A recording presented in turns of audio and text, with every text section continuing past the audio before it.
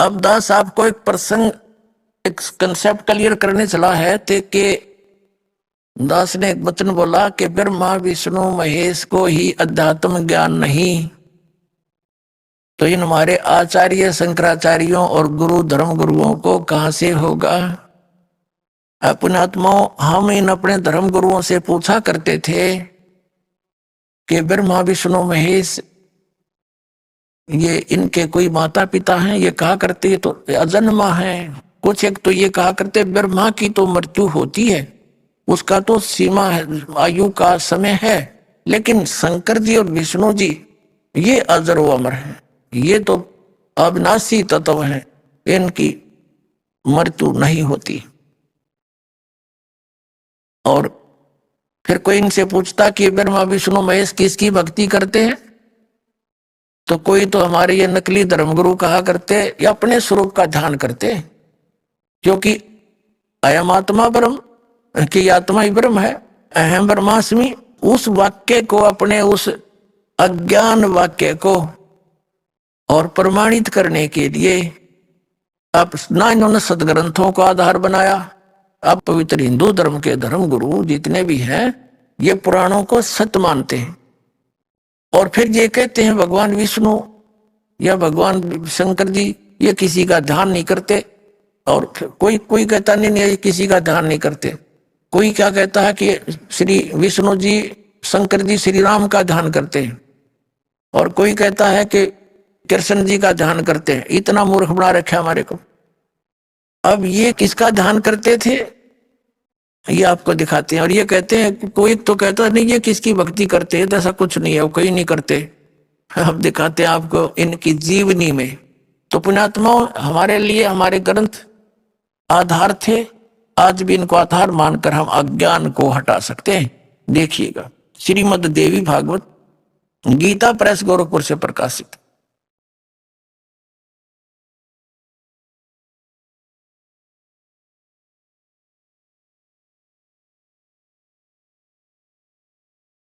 संक्षिप्त श्रीमद् देवी भागवत यानी देवी पुराण, संपादक हनुमान प्रसाद पोदार, चिमनलाल गोस्वामी।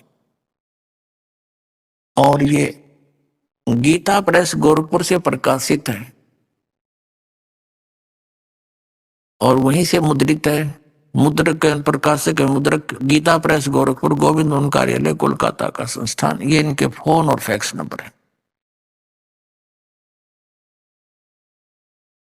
यहां देखिएगा, हम इसको पढ़ेंगे पहला स्कंद और संक्षिप्त देवी भागवत 28 पृष्ठ से। ये व्यास जी और नारद जी की वार्ता हो रही है। नारद जी ने कहा, महाभाग व्यास जी, तुम इस विषय में जो पूछ रहे हो ठीक ही प्रश्न मेरे पिताजी ने यानी श्री ब्रह्मा जी ने भगवान श्री हरि से किया था, विष्णु जी से किया था। देव अधिदेव भगवान जगत के स्वामी हैं। लक्ष्मी जी उनकी सेवा में उपस्थित रहती हैं। दिव्य कौस्तुमणि उनकी शोभा बढ़ाती है। वे शंख चक्र गदा लिए रहते हैं, पीतांबर धारण करते हैं, 4 भुजाएं हैं, वक्ष स्थल पर श्रीवत्स का चिन्ह चमकता रहता है। वे चराचर जगत के आश्रयदाता, जगत गुरु एवं देवताओं के भी देवता हैं। ऐसे जगत प्रभु भगवान श्री हरि, देखो अब नारद जी का ज्ञान सुन ले। ऐसे जगत प्रभु भगवान श्री हरि महान तप कर रहे थे, उनकी समाधि लगी थी। यह देखकर मेरे पिता ब्रह्मा जी को बड़ा आश्चर्य हुआ।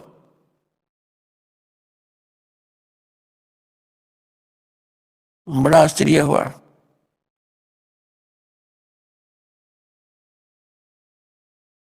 वह अतः उन्होंने उनसे जानने की इच्छा प्रकट की। ब्रह्मा जी ने पूछा, प्रभु आप देवताओं के अध्यक्ष, जगत के स्वामी, भूत भविष्य एवं वर्तमान सभी जीवों के एकमात्र शासक यानी उनके मालिक भगवान, फिर आप क्यों तपस्या कर रहे हैं और किस देवता की आराधना में ध्यान मगन है? मुझे असीम आश्चर्य तो यह हो रहा है कि आप देवेश्वर एवं सारे संसार के शासक होते हुए भी समाधि लगाए बैठे हैं। ब्रह्मा जी के विनीत वचन सुनकर भगवान श्री हरि, यानी हम पहला सकंद 29 पृष्ठ पर आ गए। श्री हरि उनसे कहने लगे, ब्रह्मन सावधान होकर सुनो, मैं अपने मन का विचार व्यक्त करता हूं। देवता दानव मानव सब यही जानते हैं कि तुम सृष्टि करते हो, मैं पालन करता हूं और संकर संहार किया करते हैं, किंतु फिर भी वेद के पारगामी पुरुष अपनी युक्ति से यह सिद्ध करते हैं कि रचने पालने और संहार करने की यह योग्यता जो हमें मिली है उसकी अधिष्ठात्री शक्ति देवी है। वे कहते हैं कि संसार की सृष्टि करने के लिए तुम में राजसी शक्ति का संचार हुआ, यानी रजगुण ब्रह्मा सिद्ध हुआ। मुझे सात्विक शक्ति मिली, सतगुण विष्णु हुआ और रुद्र में तामसी शक्ति का आविर्भाव हुआ। उस शक्ति के अभाव से तुम इस संसार की सृष्टि नहीं कर सकते, मैं पालन करने में असफल नहीं हो सकता और रुद्र से भी संहार कार्य होना भी संभव नहीं।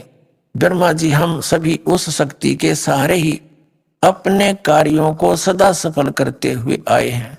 शुरुआत प्रत्यक्ष और परोक्ष दोनों उदाहरण मैं तुम्हारे सामने रखता हूं, सुनो। यह निश्चित है कि उस शक्ति के अधीन होकर ही मैं इस शेष नाग की सैया पर सोता और सृष्टि करने का अवसर आते ही जाग जाता हूं। मैं सदा तप करने में लगा रहता हूं। उस शक्ति के शासन से कभी मुक्त नहीं रह सकता।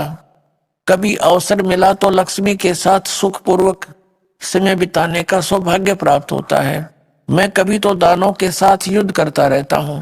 अखिल जगत को भय पहुंचाने वाले दैत्यों के विकराल शरीरों को शांत करना मेरा परम कर्तव्य हो जाता है। अब देखो कमाल कर दिया।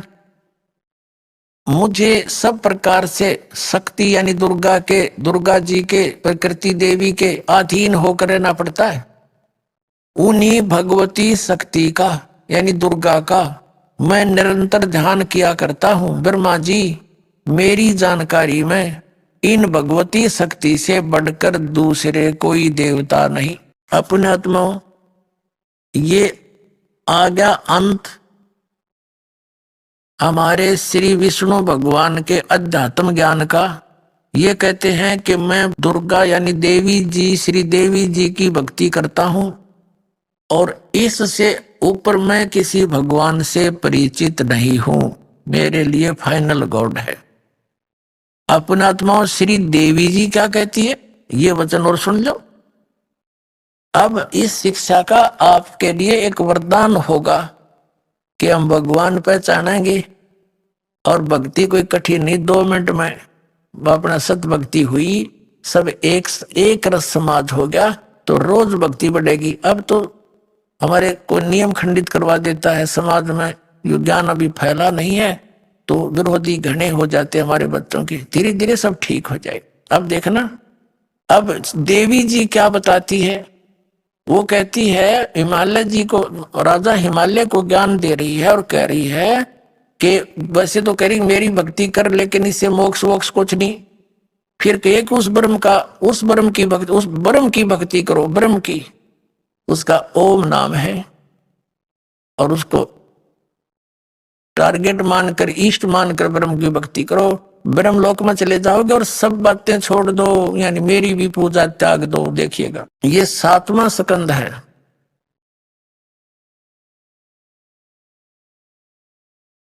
संक्षिप्त देवी भागवत 562 पृष्ठ पे देवी द्वारा हिमालय को ज्ञानोपदेश यानी ब्रह्म स्वरूप का वर्णन। श्री देवी जी कहने लगी, पर्वतराज, ये तो इन्होंने अपने बारे में बताया। फिर यहां से कहा कि उस ब्रह्म का क्या स्वरूप है यह बतलाया जाता है, जो प्रकाश रूप सबके अत्यंत समीप में स्थित हृदय रूप गुहा में स्थित होने के कारण गुहाचर नाम से प्रसिद्ध और महान पद अर्थात परंपरा पे है। देखना, वह समस्त प्रजा के ज्ञान से परे है, अर्थात किसी की बुद्धि में आने वाला नहीं है, यह तुम जानो। जो परम प्रकाश रूप है, जो सूक्ष्म से भी अत्यंत सूक्ष्म है, जिसमें संपूर्ण लोक और उन लोकों में निवास करने वाले प्राणी स्थित हैं, वही ये अक्षर ब्रह्म है, वही सबके प्राण है, वही सबकी वाणी है। अब देखो, दुर्गा के ज्ञान से भी परिचित होते चलना, श्री दुर्गा जी के ज्ञान से वो ब्रह्म को अक्षर ब्रह्म कह रही है, जबकि यह सर ब्रह्म है। फिर भी ध्यान से सुना, वही उसी सबकी वाणी है, सबका मन है, यह परम सत्य और अमृत अविनाशी तत्व है सौम्य। उस वेदने योग्य लक्ष्य का तुम वेदन करो, मन लगाकर उसमें तन्मय हो जाओ। ये तो वही बात आगे नीचे आते हैं, उसका ओम नाम है और ब्रह्म को लक्ष्य मानकर जीवात्मा जाप करे। यहाँ क्या स्पष्ट कर दिया, उस एकमात्र परमात्मा को ही जाने, दूसरी सब बातों को छोड़ दे। अर्थात मेरी पूजा भी मत करना और कोई पूजा नहीं करना, केवल एक ब्रह्म की पूजा करो। यही अमृत रूप परमात्मा के पास पहुंचाने वाला पुल है। संसार समुद्र से पार होकर अमृत स्वरूप परमात्मा को प्राप्त कराने का यही सुलभ साधन है। इस आत्मा का देखो लिखा है कि अंतर्यामी रूप से वर्तमान है। इस आत्मा का ओम के जप के साथ ध्यान करो, इससे अज्ञान में अंधकार से सर्वथा परे और संसार समुद्र से उस पार जो ब्रह्म है उसको पा जाओगे, तुम्हारा कल्याण हो। यानी ओम नाम जाप करो, ब्रह्म को इष्ट मानकर, नथिंग एल्स, और कोई नहीं पूजा करनी, तो वहां उसको पा जाओगे, तुम्हारा कल्याण हो। वो कहाँ रहता है ये देखना 563 पृष्ठ पे। वह यह सबका आत्मा ब्रह्म ब्रह्मलोक रूप दिव्य आकाश में स्थित है। हो गया, ये ब्रह्मलोक में रहता है वो ब्रह्म। और ओम नाम का जाप करो, ब्रह्मलोक में चले जाओगे उसके पास। इतना सा ज्ञान देवी ने दिया। अपने आत्माओं, श्री देवी जी ने एक बात और स्पष्ट किया है कि वेदों को छोड़कर, यानी और किसी भी ग्रंथ का आश्रय लेकर आध्यात्मिक साधना मत करना, वो ज्ञान भ्रमित है। इसके दिखाते हैं आपको, ये 7वां स्कंद और संक्षिप्त देवी पुराण, देवी भागवत।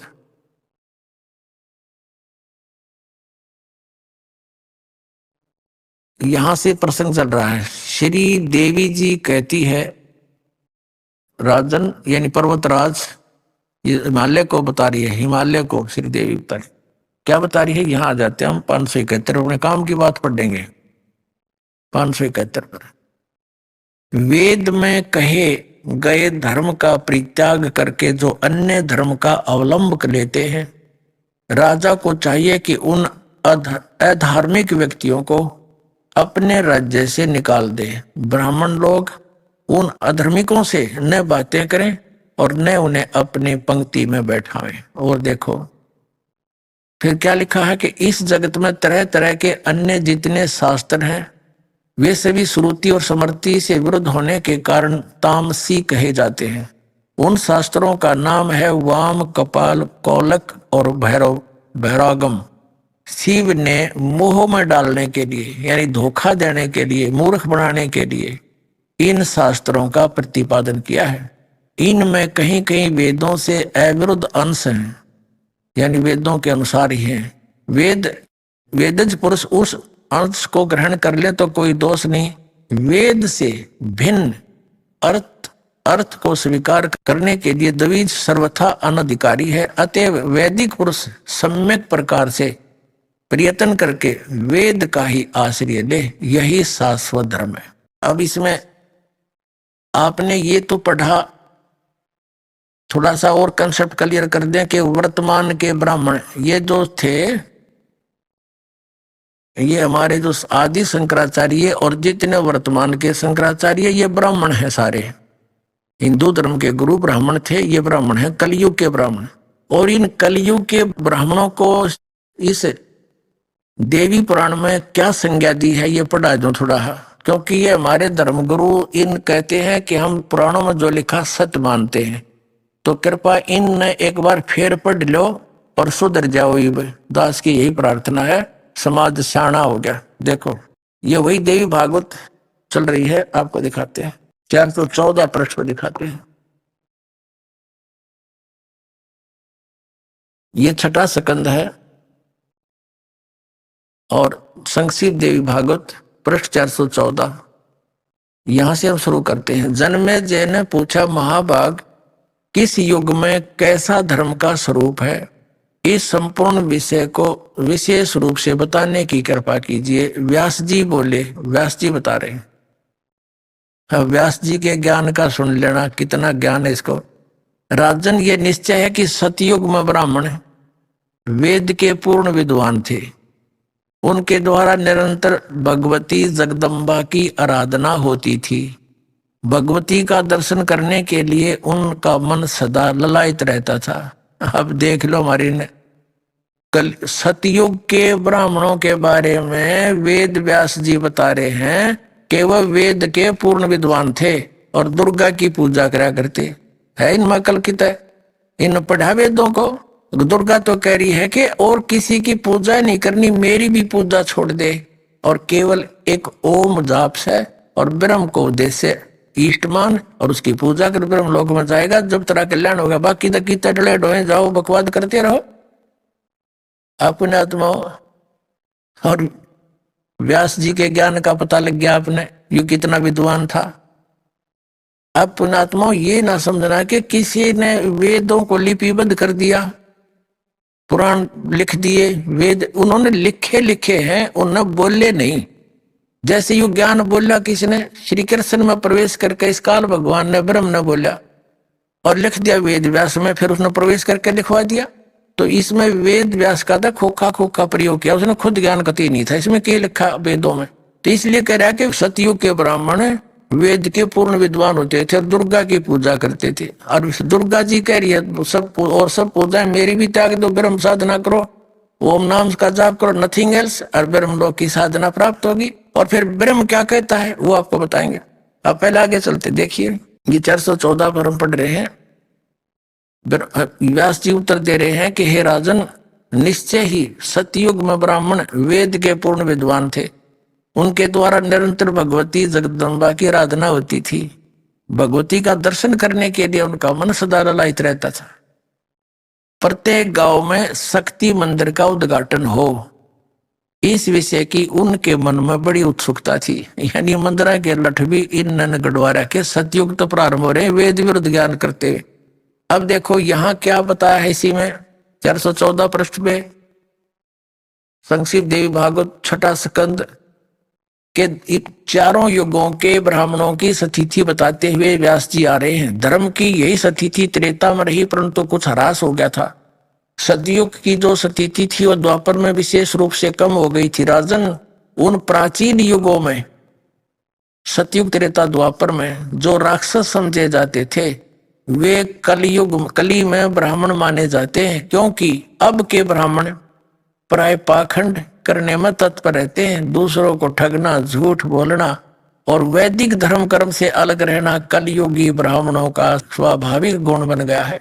पुण्यात्माओं, ये दास नहीं कह रहा, इनका इतिहास बता रहा है कि ये वर्तमान के ब्राह्मण हैं जो ऐसे जुल्म कराया करते थे। परमेश्वर आए, कबीर साहब उनके पीछे ला दिए। अब सुनाऊंगा आपको कथा भगवान के बारे में के साथ इन्होंने के जुल्म कराया था। जो यही ज्ञान जो दास आपको बता रहा है और इन सदग्रंथों में दिखा रहा है तो आप मान रहे हो, नहीं तो ये धर्मगुरु ई फिर आग लवा दी थी न, पर समर्थ की ओट थी। क्रोथा कांड यही कारण था सतकर्माना आप जी कि इनकी दुकान बंद होने के कागार पा गई थी। इनको पता लग गया था थोड़े जूते लगेंगे, थोड़े दिन में जनता नहीं कहेगी हमारे पूर्वजों का नाश कर दिया तुमने। उनको भूत बनवाया, गलत साधना करवा के हंड धक्के खाते अन्यों कई श्राद्ध निकालो, अपना पेट भरने की खातिर ये और घाटा जुड़वा दिया। जब वेदों में प्रमाण नहीं, वेदों में लिखा श्राद्ध निकालने नहीं चाहिए, तो मूर्खों के साधनाएं हैं कर्मकांड करना। और ये ऋषि भी मानते हैं, कहा ये है तो ऐसा ही, फिर हमारे से क्यों करवाए गए तुम अपने लालच और लोभ में। तो पुण्यात्माओं, अब आपको बताते हैं कि अब दुर्गा जी के अध्यात्म ज्ञान का तो ये आ गया अंत कि ब्रह्म की पूजा करो, केवल ओम नाम है, ब्रह्म लोक में चले जाओगे बस। अब ये श्रीमद् भगवत गीता का ज्ञान किसने दिया? ये इस ब्रह्मा विष्णु महेश के पिताजी ने दिया। यु ब्रह्म है, यु काल कहते हैं हम इसको संत लैंग्वेज में। और इसने श्री कृष्ण में प्रवेश करके यु ज्ञान दिया। ये कैसे प्रवेश होता है ये थोड़ा सा आपको क्लियर करेंगे। पहले आपको शिव पुराण दिखाते थोड़ा सा, इससे कंसेप्ट क्लियर होगा। पुण्यात्माओं, आप यहाँ किस उद्देश्य से आए हो ये याद रखना आपने, आत्म कल्याण के लिए। और जो आपके ऊपर छोटी मोटी आपदाएं हैं ये भगवान फ्री में देगा आपको, क्योंकि आप उसके बच्चे हो। वो समर्थ है, आपके प्रारब्ध पाप को वो बहुत आसानी से खत्म कर देगा, पर विश्वास दृढ़ करना पड़ेगा, तब वो अपनी कलम उठाओगा आपके पाप काटने के लिए। नहीं तो फिर उड़े माता दुकान लग जाओगे जाके, ठीक होते तुम झाड़ा सलवान आओगे तो थोड़ा समय लगेगा। ऐसा ये दास नहीं होने देगा, क्योंकि आपको ज्ञान देने के लिए यहाँ बुलाया जाता है। आपके लिए कितनी व्यवस्था भगवान दासों से अपनों से करवा रहा अपने बच्चों के लिए, केवल आपको विद्वान बनाने के लिए, भगवान पहचानने के लिए, आपका कल्याण कराने के लिए। अब पहले ये बताते हैं कि ब्रह्मा विष्णु महेश से अलग है वो काल है। वो किसी को शिव रूप में दर्शन दे देता, वो न सोच ले ये शिव जी ही परमात्मा है। किसी को विष्णु जी के रूप में दर्शन दे देता है, न सोचे ये विष्णु ही भगवान है। तो इन विष्णु और कर शिव जी का ब्रह्मा का नो भ्रम पैदा हो गया कि हम भगवान हैं। इसी बात पर इन दोनों का झगड़ा हो गया, विष्णु का और ब्रह्मा जी का। इस बात पे कि ब्रह्मा जी कहते मैं तेरा बाप, मैं तेरा जनक हूं, मैं सारी सृष्टि की उत्पत्ति करता हूं, प्रजापिता हूं। विष्णु जी कहने लगे तू मेरी नाभि कमल से उत्पन्न हुआ, मैं तेरा बाप हूं। लड़ पड़े, झगड़ा हो गया। इनके बीच बचावा करने के लिए इनके पिता इस काल रूपी ब्रह्म ने ऊपर से सतम एक पिलर खड़ा कर दिया, शिवलिंग बोलते हैं इसको, तेजोमय लिंग। ये उस प्रकाश में पोल को एंड को ढूंढने के लिए, उस और छोर को जानने के लिए ऊपर नीचे चक्कर काटने लगे, झगड़ा बंद हो गया। फिर वो स्वयं आ गया विष्णु शिव रूप धारण करके, अपने पुत्र शिव का रूप धारण करके। फिर उनको ज्ञान देने लगा कि तुम काहे के भगवान हो, तुमने अपने आप को भगवान मान लिया, यू आर नॉट गॉड, तुम भगवान नहीं हो। अब थोड़ा सा दिखाना पड़ेगा यहाँ पर, यहाँ थोड़ा कम दिखाएंगे क्योंकि सर्द गर्मी का मौसम है, ज्यादा समय नहीं लगेगा। ये देखिएगा, ये शिव महापुराण ये विद संस्कृत है। यह दया रही परमात्मा की कि ये अभी तक संस्कृत विद्वान रही, मिल गई हमारे पास। ये देखिएगा, ये श्री शिव पुराण, इसके अनुवादक हैं विद्यावरिधि पंडित ज्वाला प्रसाद जी मिश्र कृत हिंदी टीका सहित। ये खेमरा श्री कृष्णदास प्रकाशन मुंबई से। इसके ये देखना 11 पृष्ठ पे विद्वेश्वर संहिता, शिव पुराण विद्वेश्वर संहिता, ये विद्वेश्वर संहिता भाग 1 अध्याय 6। नंदीकेश्वर बोले कि हे योगेंद्र, आगे एक समय विष्णु भगवान शेष शया पर अपने गरुड़ आदि पार्षदों के साथ संयुक्त लक्ष्मी सहित शयन करते थे, सो रहे थे। उसी समय ब्रह्मज्ञानियों में श्रेष्ठ ब्रह्मा जी अपनी इच्छा से वहां आए। सब प्रकार से सुंदर सेज पर शयन करते हुए कमल लोचन भगवान विष्णु से पूछने लगे,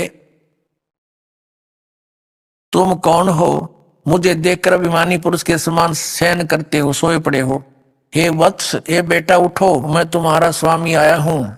आए हुए गुरु को देखकर जो अभिमान करता है उस द्रोही मूड का प्रायश्चित होना उचित है।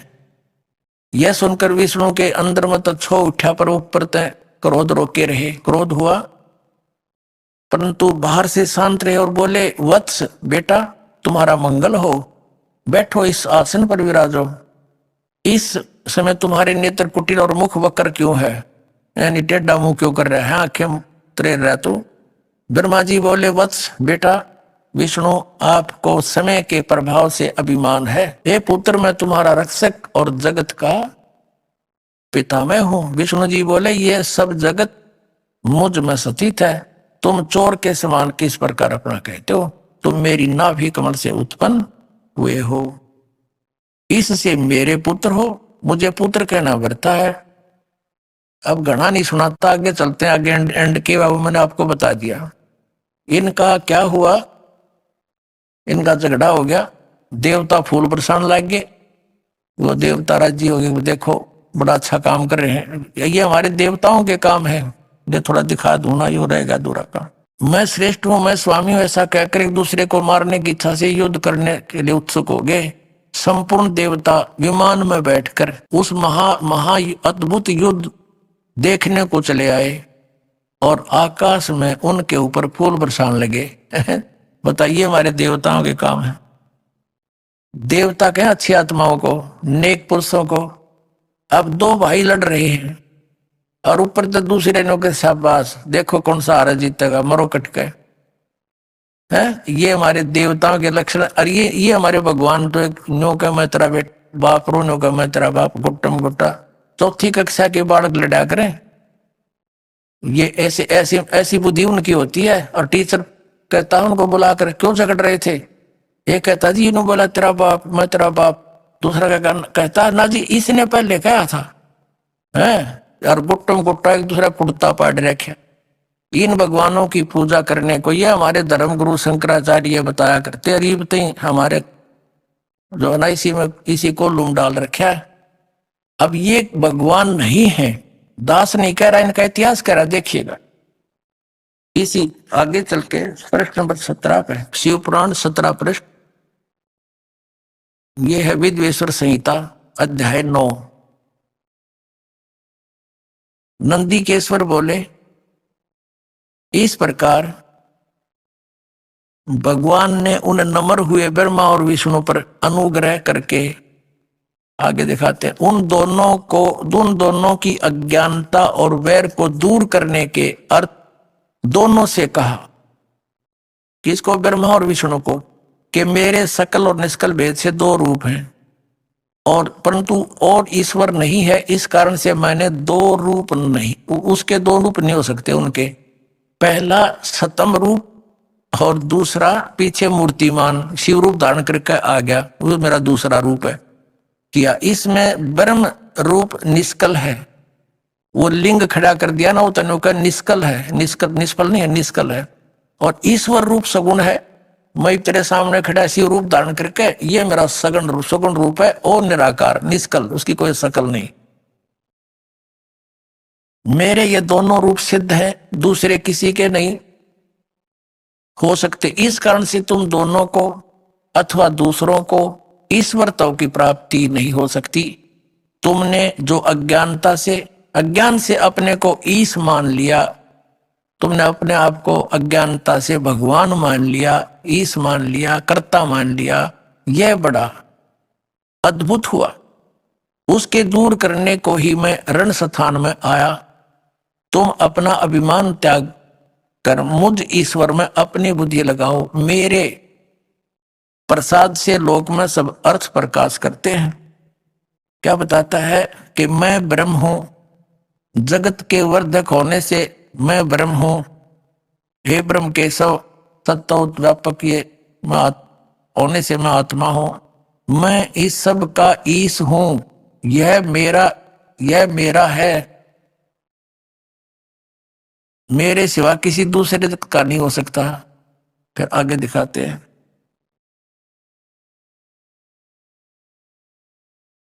अब ये 18 पृष्ठ पे हम पढ़ेंगे। 18 पृष्ठ पे आगे हैं, 10वां अध्याय, 9वां यहां समाप्त हो जाएगा। होता है इति श्री महापुराणे विद्वेश्वर संहिता भाषा टीकायाम 9वां अध्याय, ये 10वां शुरू होगा। 10वें के हम यहाँ पर आते हैं। 10वें श्लोक में ये काल कह रहा है ब्रह्मा और विष्णु को, पुत्रो तुम यह कृत आपने तप से प्राप्त किया है जो कि सृष्टि की उत्पत्ति और पालन कहता है। ब्रह्मा को उत्पत्ति और विष्णु को पालन, जो महकमा दिया है विभाग, वो मैंने दिया है। तब अपने तप करके प्राप्त किया सृष्टि उत्पत्ति पालन करता है, सो मैंने प्रसन्न होकर तुम्हें दिया है। इसी प्रकार दूसरे दो रूप, दो कृत यानी दो जॉब, दो विभाग रुद्र और महेश को प्रदान किए हैं, परंतु अनुग्रह कृत कोई भी पाने वह समर्थ नहीं। अपने आत्माओं हमने अपने उस प्रसंग को क्लियर करना है, जो प्रसंग ये कंसेप्ट दास क्लियर करना चाहता है कि ये ब्रह्मा विष्णु महेश का जो पिता है ये धोखा देकर इनको रखता है। इसने प्रतिज्ञा कर रखी है कि मैं अपने वास्तविक रूप में कभी किसी को दर्शन नहीं दूंगा। जैसे गीता जी में श्री कृष्ण से बाहर निकल कर ये क्या दिखाता, देखो ये है मेरा विराट रूप, मैं काल हूं, मैं किसी के सामने नहीं आता, मैं अपनी योग माया से छुपा रहता हूं।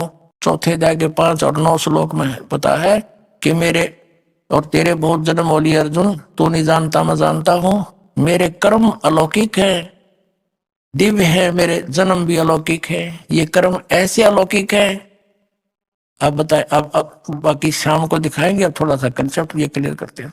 अब यहाँ हम जो प्रसंग चल रहा है कि ये सिद्ध हो गया कि ये बोलने वाला पांचवा है श्री विष्णु जी, श्री ब्रह्मा जी, श्री शिव जी और रुद्र से, इनसे पांचवा है ये बोल रहा है। ये कौन है? ये ब्रह्म है, ये काल है, ये ऐसे धोखा देकर रखता है, किसी को शिव रूप में दर्शन दे देता, किसी को विष्णु रूप में दर्शन दे देता, किसी को ब्रह्मा जी के रूप में, तो इनको भ्रम हो जाता है। लोग कहते हैं आप ही परमात्मा हो, आप छुपाए बैठे हो।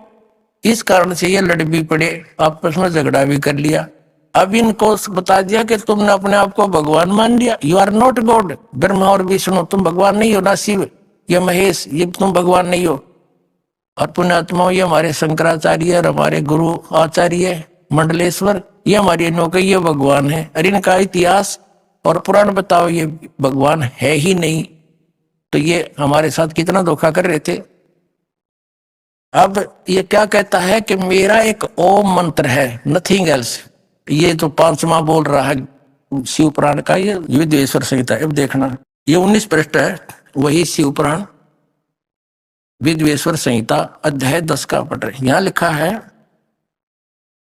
कि सोई निज मंत्र उपदेश करते हैं और यह ओंकार मेरे मुख से उत्पन्न होने से मेरे ही रूप का बोधक है और महामंगल करने वाला है। यह वाचक है, मैं वाच्य हूं। यह मंत्र मेरा आत्मा है, इसके समन से मेरा समन होता है। ओम का मंत्र समझ करने से इस कारण इस अज्ञान की सिद्धि के निमित्त ओंकार नामक मंत्र जप करो। जो बता रहे हैं तुम भगवान नहीं हो, इसलिए उसके बारे में मंत्र जप करो। अभिमान का यह अभिमान का दूर करने वाला है। सोई निज मंत्र उपदेश करते हैं। यह ओंकार मेरे मुख से उत्पन्न होने से मेरे ही स्वरूप का बोधक है और महामंगल करने वाला है। यह वाचक है, मैं वाच्य हूं। यह मंत्र मेरा आत्मा है, इसके समन से मेरा समन होता है। ठीक हो गया। उत्तर की ओर से के मुख से अकार का, पश्चिम के मुख से उकार का, दक्षिण के मुख से मकार का, पूर्व के मुख से बिंदु का, मध्य के मुख से नाद का नाद उत्पन्न हुआ है। इस प्रकार 5 प्रकार से यह निर्गत हुआ। वह सब एक होकर ओम एका अक्षर हो जाता है। ये मेरा मंत्र है। सीधी सी बात है, ये ओम एका अक्षर ये मेरा मंत्र है। कौन कहता है? ये शिव प्राण बोलने वाला, जो ब्रह्मा और विष्णु को पुत्र कहता है, तो ये इनका पिता है। ये काल रूपी ब्रह्म है और इसी ने गीता जी का ज्ञान दिया है श्री कृष्ण जी में प्रवेश करके। गीता जी अध्याय नंबर 8 के श्लोक नंबर 13 में गीता ज्ञानदाता ब्रह्म कहता है ओम इति एकाक्षरम। जो एक अक्षर आपने भी पढ़ा शिव पुराण में विद्वेश्वर संहिता में कि ये मेरा एक ओम अक्षर, एक अक्षर है इन सब से मिलकर। ओम ऐसे, ऊ से, मैं से, बिंदु नाद से, इन 5 का ये गठन होकर एक अक्षर हो गया। और यही 8वें अध्याय के 13वें श्लोक में गीता ज्ञानदाता ये ब्रह्म श्री कृष्ण में प्रवेश करके बोल रहा है। श्री कृष्ण का कोई रोल नहीं गीता के ज्ञान में। ये ऐसे धोखा देता है। तो इसने कहा कि ओम इति अक्षरम ब्रह्म व्यवहारण माम अनुसमरण ये परियाति तदंदेहम सयाति परमाम गति। मुझ ब्रह्म का ये एक ओम अक्षर है, एक अक्षर, नथिंग एल्स। उच्चारण करके सिमरण करने का, उच्चारण करके सिमरण करता हुआ यह परियाति तदंदेहम, जो शरीर छोड़ते समय इसका जाप करता जाता, सयाति परमाम गति, जो इस ओम से मिलने वाली परम गति है वो प्राप्ति होती है। वो दुर्गा जी ने देवी पुराण में बताई दिया 7वें स्कंद में कि ओम का जाप करो, ब्रह्म टारगेट उद्देश्य इष्ट मानो। ये ब्रह्म का जाप है, ओम मंत्र है, इसके जाप से ब्रह्म लोक में चले जाओगे, तुम्हारा कल्याण हो। इतना सा ये बता दिया। अब श्रीमद् भगवत गीता अध्याय नंबर 8 के श्लोक 16 में कहा है कि ब्रह्म लोक पर्यंत ये सभी पुनरावृत्ति के अंदर है, वहां गए हुए प्राणी भी जन्म मृत्यु में आते हैं। और गीता ज्ञान दाता चौथे अध्याय के 5 और 9 श्लोक में, दूसरे अध्याय के 12वें श्लोक में, 10वें अध्याय के दूसरे श्लोक में गीता जी में कहता, अर्जुन तेरे और मेरे बहुत जन्म हो चुके, तू नहीं जानता मैं जानता हूं। इससे सिद्ध है कि इस ब्रह्म भी नाशवान, इसके उपासक भी नाशवान। इसलिए ये कहता है कि तत्वदर्शी संत की खोज कर, और वो तत्वदर्शी संत की जब खोज कर लेगा, मेरे बात को तुम आश्रय बना लेगा इस बात का, तो फिर वो प्राणी मेरे इस बात के, इस ज्ञान के आश्रित होकर के 7वें अध्याय के 29वें श्लोक में कहा कि वो जो जरा और मरण से छूटने का ही प्रयत्न करते हैं और कोई संसार की इच्छा नहीं रखते, इसी उद्देश्य से जो भक्ति कर रहे हैं, जरा माने बुढ़ापा, मरण माने मृत्यु, बुढ़ापा और मृत्यु के कष्ट से छूटने के लिए जो यत्नशील हैं, वो उस तत्ब्रह्म को और सारे दात्म को और सारे कर्मों से परिचित हो चुके हैं, तभी वो उस जरा और मरण के छूटने के लिए ही उस तत्ब्रह्म को पहचान चुके हैं, उसकी भक्ति करते हैं। 8वें अध्याय के प्रथम श्लोक में अर्जुन ने पूछा, फिर किम तत्ब्रह्म, जो गीता ज्ञान दाता से अन्य है वो तो 8वें अध्याय के 3रे श्लोक में उत्तर दिया गीता ज्ञान दाता ने 3रे श्लोक में कि वो परम अक्षर ब्रह्म है। उसकी जानकारी मुझे नहीं है, उसको तत्वदर्शी संतों से पूछो जाकर के, वो बताएंगे। और 17वें अध्याय के 23वें श्लोक में उस परम अक्षर ब्रह्म के पाने की साधना का मंत्र बताया है, ओम तत्सदिति निर्देश ब्रह्मण त्रिविध समर्थ है। वो सचिदानंद घन ब्रह्म परम अक्षर ब्रह्म के पाने का 3 मंत्र की साधना है। साधना पुण्यात्माओं अलग चीज होती है और प्राप्य वस्तु उस साधना का परिणाम होता है। जैसे हम हैंडपंप से जल निकालने के लिए प्रयत्न करते हैं, बोकी मारते हैं, पाइप करते हैं, हैंडपंप लगाते हैं, तो हमारी वो पूजा नहीं, वो साधना है, वो प्रयत्न है। उससे जो वस्तु प्राप्त होगी वो हमारा इष्ट है, वो प्राप्य है। तो इन 3 मंत्रों से ओम तत्सत, ओम ये ब्रह्म का जाप है और तत् और सत ये सांकेतिक शब्द है अक्षर पुरुष और परम अक्षर ब्रह्म के। गीता जी अध्याय नंबर 15 के श्लोक नंबर 1 से 4 में बताया है कि उल्टा लटका संसार रूपी वृक्ष है, इसके ऊपर को जड़ है, वो तो पूर्ण परमात्मा है, वो गुप्त है, और नीचे के 3 गुण रूपी शाखा है। गीता ज्ञानदाता ने इतना ही बता दिया। कहते जो इस पूरे संसार रूपी वृक्ष के सभी विभागों को बता देगा, स वेदविद, वह वेद के तात्पर्य को जानने वाला है, वो तत्वदर्शी संत है। ये पहचान बता दी तत्वदर्शी संत की, जो 4थे अध्याय में 34वें श्लोक में जिससे ज्ञान जानने के लिए कहा। फिर ये भी बताया है कि परमेश्वर ने स्वयं आकर 600 वर्ष पहले कबीर परमेश्वर ने कहा था, अक्षर पुरुष एक पेड़ है, क्षर पुरुष वा की डार और तीनों देवा शाखा है, ये पातरूप संसार। तो भगवान स्वयं भी थे, वो तत्वदर्शी संत भी थे, क्योंकि वो मालिक है, वो सब भाषाओं को जानते हैं और वो परम तत्व से परिचित थे। अब उसमें इन्होंने नकार दिया। अब क्या बताता है, 3 गुण रूपी रजगुण ब्रह्मा, सतगुण विष्णु, तम गुण शिव जी, ये तो शाखाएं हैं इनकी संसार रूपी वृक्ष की, ये वैसे अभिन्न अंग है हमारा।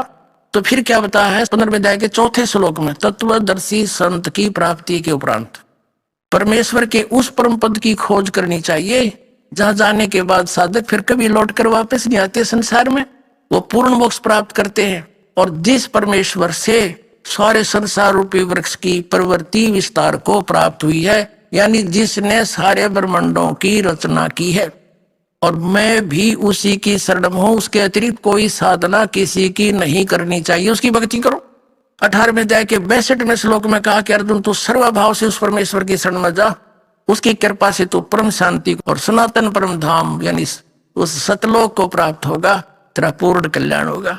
तो पुण्यात्मा, अध्यात्म ज्ञान कंप्लीट है, ना ब्रह्मा को ज्ञान, ना विष्णु को, ना शिव को, और ना दुर्गा को, और ब्रह्म को भी नहीं। वो कहता उस तत्वदर्शी संतों को पूछो, तो वो तत्वदर्शी संत ये दास है जब पहचाना जाता है। बोलो सतगुरुदेव।